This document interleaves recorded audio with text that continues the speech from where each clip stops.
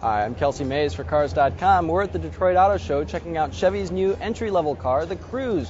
The Cruze succeeds the Cobalt, a small car about as memorable as Tim Robbins' performance in Top Gun. But this car could make a much bigger splash, in part because it has a pint-sized turbo engine capable of almost 40 miles per gallon, reportedly. That's 4 or 5 miles per gallon better than a Toyota Corolla or Honda Civic. Up front, you'll notice that there's a split grille. This is becoming familiar now on Chevy models, particularly the Malibu. You'll notice it as well. As you go back, you'll see the profile kind of reminds you a little bit of Pontiac's G8. It's muscular, it's got short overhangs. It even has these same sort of squared-off door handles as the G8. That's a good thing. The rear end doesn't seem quite as memorable, but it does have a trunk that measures just over 13 cubic feet. That beats the Civic and Corolla trunks, not quite as large as the Ford Focus trunks.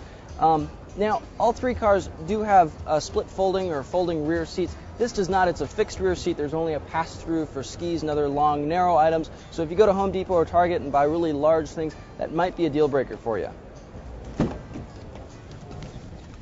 The cabin has the same twin cowl sort of dashboard design that you see in a lot of other Chevy products, from the Malibu all the way up through the Corvette.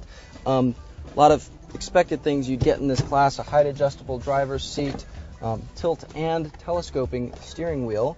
The seats have this kind of textured woven material. It's comfortable. I'm not sure it's very high quality. It kind of continues onto the mid-dash. This is actually an interesting way of avoiding the inevitable use of hard-touch plastics you find in this price range. The Smart 4.2 kind of has something similar going on. Gone is GM's old and pretty user-friendly stereo faceplate. Instead, there's this sort of phalanx of buttons right here with a directional keypad for the optional navigation system. The storage room is pretty good. There's a pretty large glove compartment. There's a small pocket here with auxiliary and USB inputs for your iPod. That's a nice thing. And upscale options in this show car include things like automatic climate control, heated front seats. Those are nice to have in this segment.